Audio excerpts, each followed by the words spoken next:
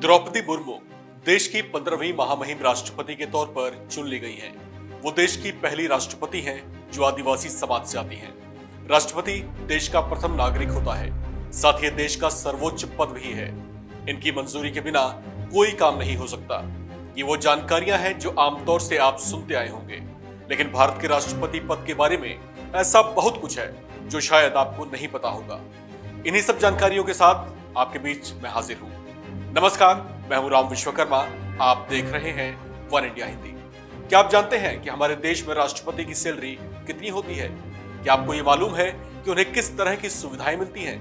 क्या आप जानते हैं कि उनके पास किस किस तरह की शक्तियां होती हैं? आपके इन्हीं सब सवालों के जवाब आज हम देंगे। देखिए रिपोर्ट।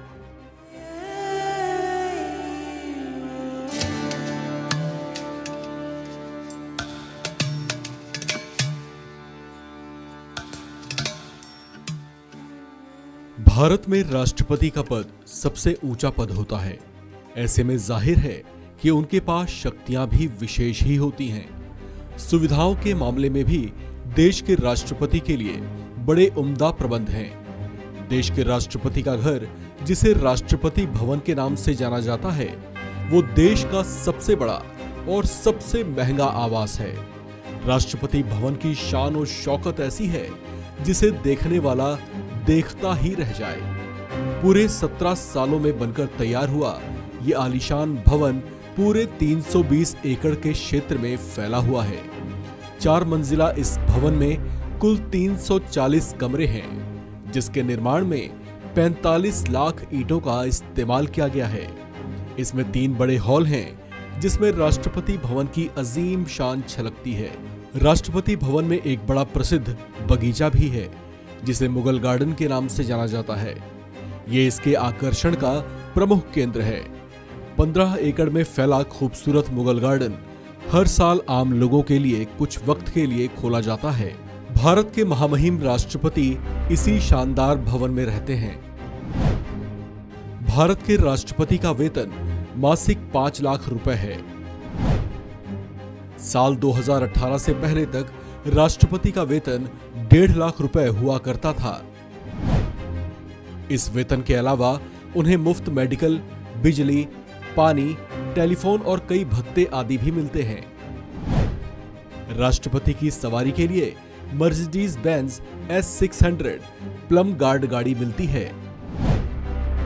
राष्ट्रपति की सुरक्षा के लिए उनके विशेष अंगरक्षक होते हैं। इन विशेष अंगरक्षकों की संख्या 86 होती है।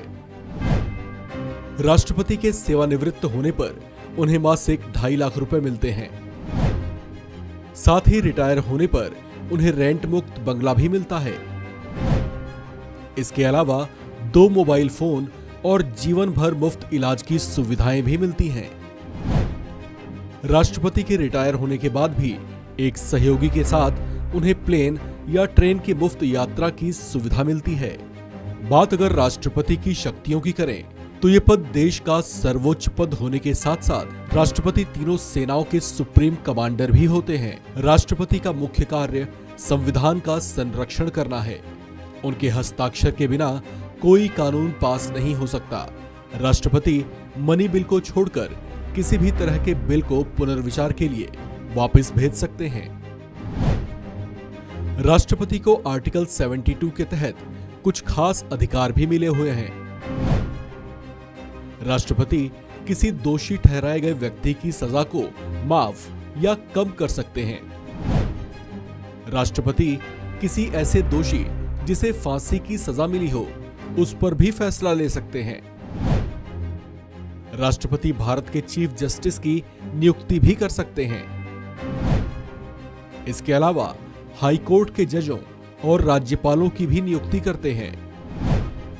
इतना ही नहीं, चुनाव आयुक्तों और राजदूतों की नियुक्ति भी राष्ट्रपति ही करते हैं। राष्ट्रपति को आर्टिकल 352 के तहत देश में इमरजेंसी की घोषणा करने का भी अधिकार होता है।